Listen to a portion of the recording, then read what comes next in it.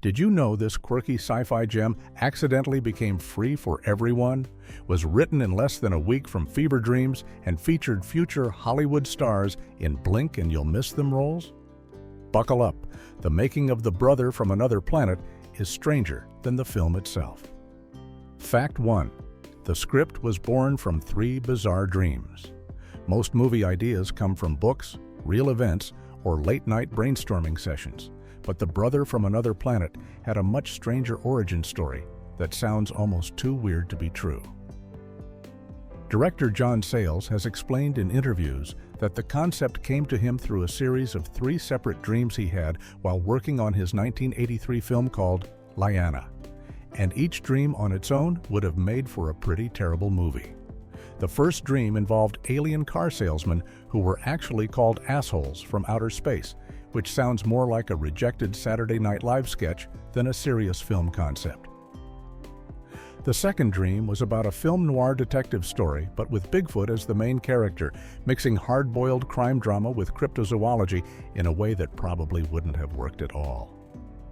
The third and final dream was about an extraterrestrial who happens to look like a black man and ends up navigating life in Harlem. And this was the idea that Sayles immediately recognized as something special and worth exploring. Instead of just picking one dream and running with it, Sayles did something clever by cherry-picking interesting elements from all 3 bizarre concepts and combining them into a single coherent story. What's even more remarkable is how quickly he turned these fever dreams into an actual screenplay, writing the first draft in less than a week, according to multiple sources. Sayles later told Cinefantastique magazine that he completed the screenplay in just 6 days, which is incredibly fast for a feature film script that runs over 100 minutes. This lightning-speed writing process happened while Sayles was waiting to secure funding for another project called Matawan, so he decided to move forward with The Brother from Another Planet first, since he could make it on a much smaller budget. Fact 2. Copyright blunder made it free forever.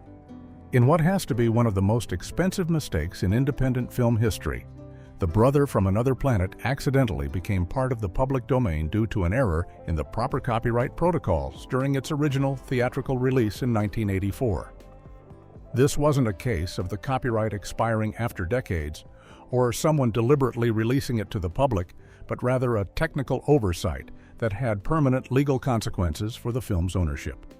Back in 1984, copyright law in the United States worked very differently than it does today, and filmmakers had to include a proper copyright notice in the credits or title cards of their movies to maintain full copyright protection.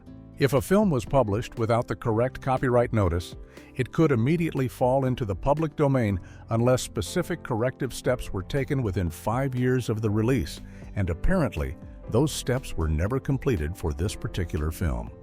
The same thing famously happened to George Romero's Night of the Living Dead in 1968, which cost that film's creators potentially billions of dollars in lost revenue over the decades since it became freely available to anyone who wanted to use it. For The Brother from Another Planet, this means that anyone can legally watch the entire movie for free on numerous websites and streaming platforms without paying a single cent. And it also means that companies can sell copies of the film without needing to pay royalties to John Sayles or the original production company. While this is great news for film fans and movie lovers who want to experience this cult classic without spending money, it's definitely a painful reminder of how important proper legal paperwork is in the entertainment industry, especially for independent filmmakers who are already working with tight budgets and limited resources. Fact 3. Funded by a genius grant. Making an independent film in the early 1980s required serious financial creativity, and John Sayles found his funding in one of the most prestigious places possible when he used part of his MacArthur Fellows grant to produce The Brother from Another Planet. In 1983, just a year before the film's release, Sayles received what's commonly called a Genius Grant from the MacArthur Foundation, which is one of the most respected awards in America for people doing innovative work in any field, from science to the arts. The grant provided Sayles with $30,000 per year for 5 years, completely tax-free, with no strings attached and no requirements about how the money had to be spent.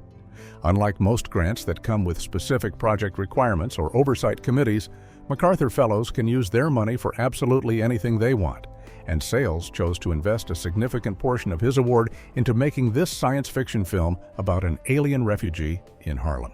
The total production budget for The Brother from Another Planet came to $350,000, which was extremely low even by 1984 standards for a feature-length film. Sayles didn't rely solely on the Genius grant money, though, as he also put in his own personal funds from multiple sources to reach that budget number. He used money he had earned from cable television sales of his earlier film, Return of the Secaucus 7, and he also contributed writing fees he received for adapting Jean M. Auel's best-selling novel, The Clan of the Cave Bear, and its sequel, The Valley of Horses, into screenplays for other studios. This patchwork financing approach was typical of Sayles' independent filmmaking style, where he would take on Hollywood writing jobs specifically to fund his own passion projects. Fact 4. Quit the Directors Guild to save money.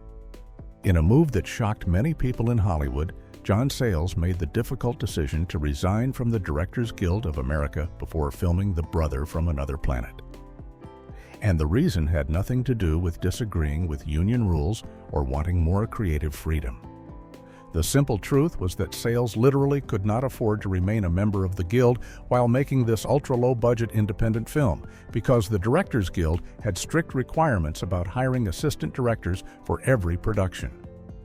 Under the Guild's rules at that time, any member director working on a film had to hire a minimum number of assistant directors who were also Guild members, and these assistant directors commanded professional union wages that would have eaten up a massive portion of the film's tiny $350,000 budget.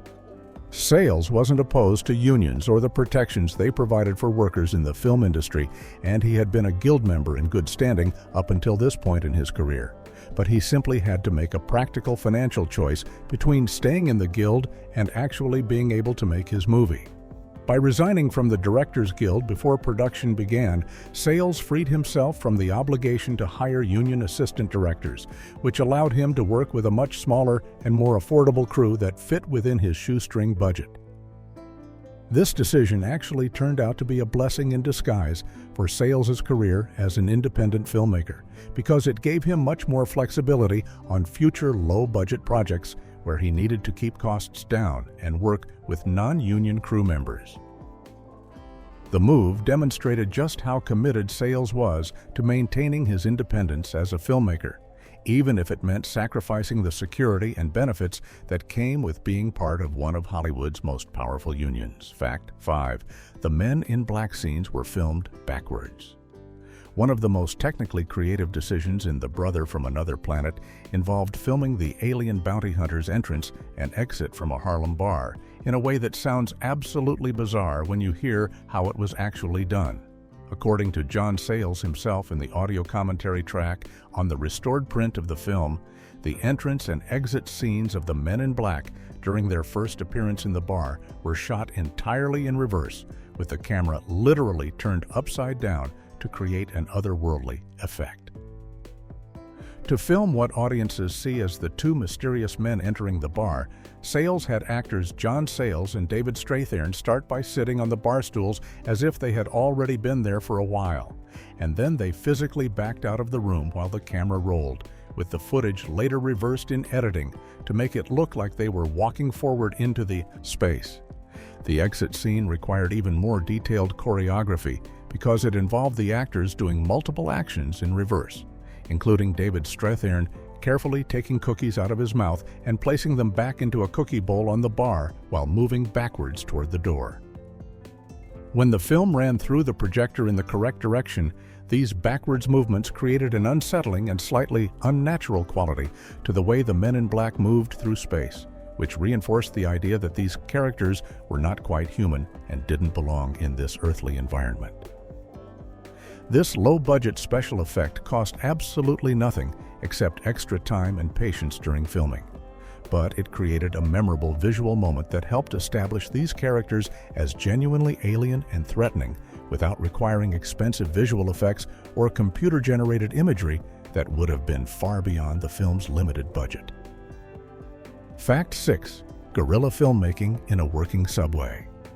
Getting permission to film on New York City subways has always been notoriously difficult and expensive, so John Sayles and his crew had to get creative when shooting the subway scenes for The Brother from Another Planet using a combination of legal and not-so-legal methods. The film features two important subway sequences, and each one was filmed in a completely different way due to the challenges of obtaining proper filming permits from the Metropolitan Transportation Authority. For the scene where a card trickster performs magic tricks for the brother while riding on a moving train, the production team managed to work within the system by filming inside an out-of-service subway car that was on permanent display at a subway museum, which allowed them to create the illusion of movement without actually being on the tracks. However, the second-to-last scene of the entire film, which shows the brother looking out the window of a moving subway car in a quiet and reflective moment, was shot in a much more daring way that would probably get a film crew arrested today. According to John Sayles in his director's commentary, this particular scene was filmed completely illegally using a hidden camera that the crew smuggled onto an actual working New York City subway car that was carrying regular passengers on its normal route. The crew had to be extremely discreet and work quickly to capture the footage they needed without drawing attention from transit authorities or other passengers, and they presumably had actor Joe Morton simply ride the subway like any other commuter while a crew member with a concealed camera filmed him from nearby. This guerrilla filmmaking approach saved the production thousands of dollars in permit fees and location costs while adding an authentic documentary-style quality to the final scene. Fact 7. Cigarette smoke was the special effect. The extremely tight budget for The Brother from Another Planet forced John Sayles and his crew to come up with incredibly inventive solutions for creating basic film atmosphere, and one of the most memorable examples involves a nightclub scene that required a smoky, atmospheric look that the production simply couldn't afford to create properly. The scene takes place at the Baby Grand nightclub and features singer D. Bridgewater performing on stage in what's supposed to be a dimly lit, hazy jazz club environment, with that classic smoky ambiance that you'd expect from any authentic nightclub scene in a movie. Professional smoke machines or fog machines that could fill the entire room with the right amount of atmospheric haze would have cost the production money they simply didn't have in their budget, so the crew had to improvise with whatever resources were immediately available to them on set. The solution they came up with was both brilliant and hilariously low-tech, as the lighting crew members known as gaffers were instructed to stand just off camera directly behind D. Bridgewater while she performed. And these crew members would smoke actual cigarettes and then blow the smoke into the air around her to create the illusion of a smoky nightclub atmosphere. This meant that real tobacco smoke was being used as a practical special effect, with multiple people puffing away on cigarettes and exhaling clouds of smoke that would drift through the frame and catch the light in a way that looked reasonably convincing on camera. While this technique definitely wouldn't meet modern film production standards for actor safety or workplace regulations, it perfectly demonstrates the kind of creative problem-solving that low-budget independent filmmakers had to employ in the 1980s to achieve professional-looking results without professional-level budgets. Fact 8. Joe Morton never says a single word. Actor. Joe Morton faced one of the most challenging tasks any lead performer can take on when he agreed to play the title character in The Brother from Another Planet, because his alien refugee character doesn't speak a single word of dialogue throughout the entire 108-minute runtime of the film. This wasn't a case where the character occasionally stays quiet or has limited lines scattered throughout the story, but rather a complete absence of any spoken words from the main protagonist from the opening scene all the way to the final credits. Morton had to convey every emotion, thought, and reaction through facial expressions, body language, hand gestures, and the way he moved through each scene without ever being able to rely on dialogue to explain what his character was thinking or feeling. The character can understand English and other languages that he hears around him as he navigates through Harlem, but he physically cannot speak due to his alien physiology, which means that Morton had to find ways to communicate complex ideas and emotions entirely through physical performance. This approach harks back to the silent film era when actors like Buster Keaton and Charlie Chaplin built entire careers on wordless performances, and John Sayles has specifically mentioned in interviews that he wanted to explore the kinds of scenes and storytelling techniques that hadn't really been possible since silent films stopped being made. The remarkable thing about Morton's performance is that despite the enormous handicap of having zero dialogue, critics and audiences found his portrayal deeply moving and completely believable, with Roger Ebert specifically praising Morton's sweet and wise performance in his 3.5-star review. Morton's work was so impressive that he won the Best Actor award at the Catalonian International Film Festival, proving that sometimes the most powerful performances don't require any words at all. Fact 9. It made 10x its budget. In one weekend. Despite being made for the incredibly modest sum of $350,000, The Brother from Another Planet became an unexpected box office success story that proved independent films could compete financially with bigger Hollywood productions when they connected with audiences. The film's financial performance was particularly impressive during its first weekend of wide release, when it managed to gross more than 10 times its entire production budget in just those initial few days of playing in theaters across the country. This kind of return on investment is exactly what every independent filmmaker dreams about, especially considering that many low-budget films struggle just to break even or make back their production costs over months of theatrical release. By the time The Brother from Another Planet finished its complete theatrical run, the film had earned a total domestic box office of $3,600,000 in the United States and Canada, which represented more than 10 times what it cost to actually make the movie. This level of financial success was particularly meaningful for John Sayles because it demonstrated that his unconventional approach to filmmaking, including his decision to leave the Directors Guild and patch together funding from multiple sources, had been completely vindicated by audiences who were willing to pay money to see his strange little science fiction film about an alien in Harlem. The strong box office performance also helped establish Sayles as a commercially viable independent director who could be trusted with bigger budgets on future projects, and it showed Hollywood studios that there was a real audience for thoughtful, socially conscious science fiction films that didn't rely on expensive special effects or big-name stars to draw crowds into movie theaters. Fact 10. Future megastars had tiny roles. Looking back at The Brother from Another Planet with modern eyes reveals something pretty remarkable about the cast, because several actors who went on to become major television and film stars appear in small roles that most viewers probably didn't notice or remember from their first viewing of the film. The most notable example is Giancarlo Esposito, who decades later would become internationally famous for playing the chilling drug kingpin Gus Fring on the hit television series Breaking Bad and its spin-off Better Call Sagas. But in 1984, he was just another working actor trying to build his career in New York City. Esposito's role in The Brother from Another Planet was so minor that he doesn't even receive an official credit in the film's ending titles, as he simply appears as a man being arrested by police on a Harlem street corner in a brief scene that the main character witnesses while walking around the neighborhood. Another future star who appears in the film is Fisher Stevens, who shows up in a much more memorable scene as a fast-talking card trickster who performs magic tricks for Joe Morton's alien character on a subway train while delivering a rapid-fire monologue about the face cards in a deck. Stevens would go on to have a long and successful career in Hollywood, including winning an Academy Award for producing the documentary The Cove in 2010.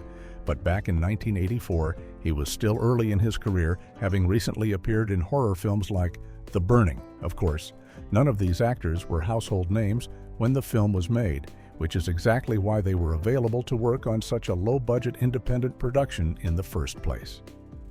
Fact 11. Spike Lee's cinematographer's big break. The Brother from Another Planet holds a special place in film history because it marked the very first professional feature film for cinematographer Ernest R. Dickerson, who would go on to become one of the most respected and influential directors of photography in American cinema.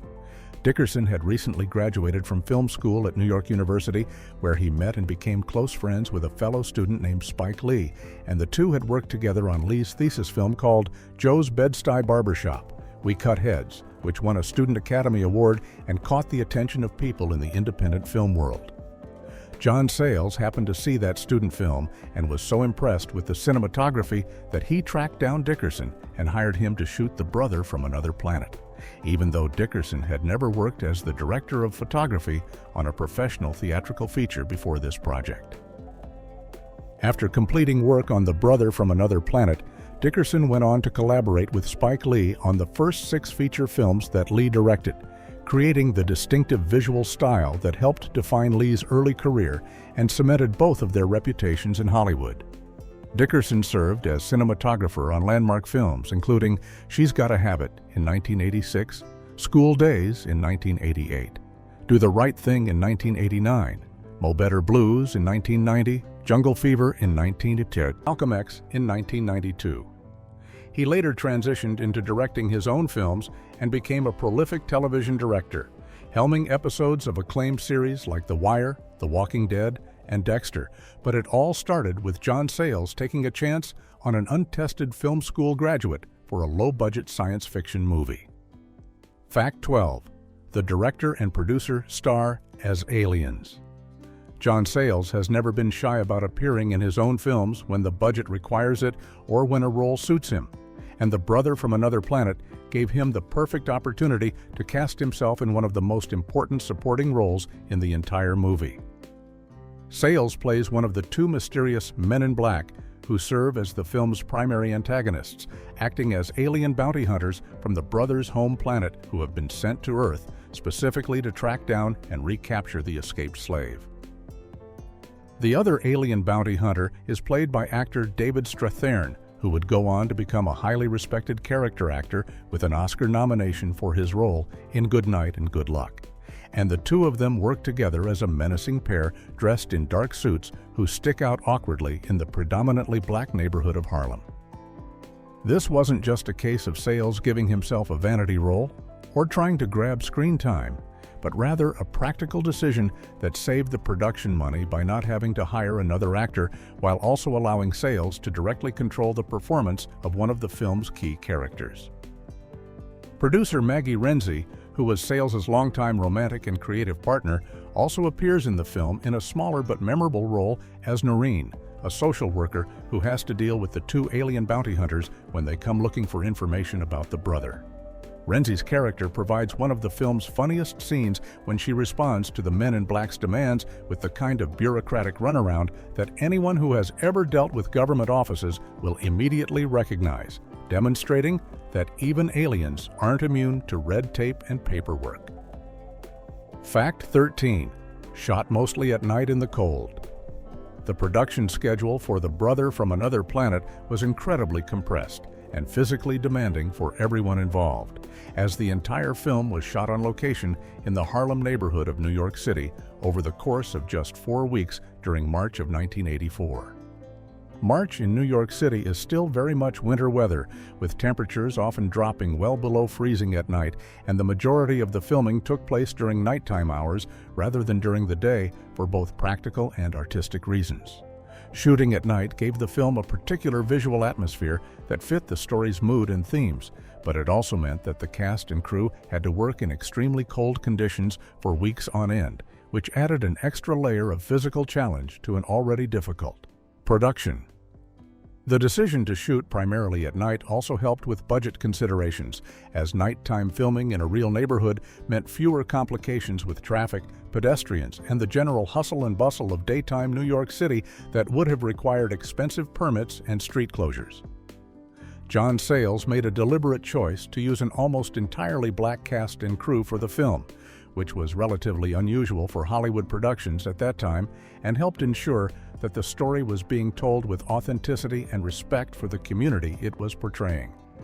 The production also relied heavily on local Harlem residents who worked as extras in crowd scenes and background shots, which gave the film a genuine sense of place and helped integrate the fictional story into the real fabric of the neighborhood. This approach of using actual community members rather than professional extras saved money, while also creating a more believable and lived-in world for the brother to navigate. Fact 14. Film crew called it the Black E.T. movie. While The Brother from Another Planet was being filmed on the streets of Harlem in March of 1984, the extras and crew members working on the production came up with their own unofficial nickname for the project that they were helping to create. According to reports from the set, people involved in making the film started calling it the Black E.T. movie because of the obvious similarities between John Sayles' alien character and the enormously popular extraterrestrial from Steven Spielberg's blockbuster film E.T. the Extraterrestrial, which had been released just 2 years earlier in 1982. The comparison wasn't entirely unfair or unreasonable, as both films featured alien visitors who were stranded on Earth and couldn't speak English.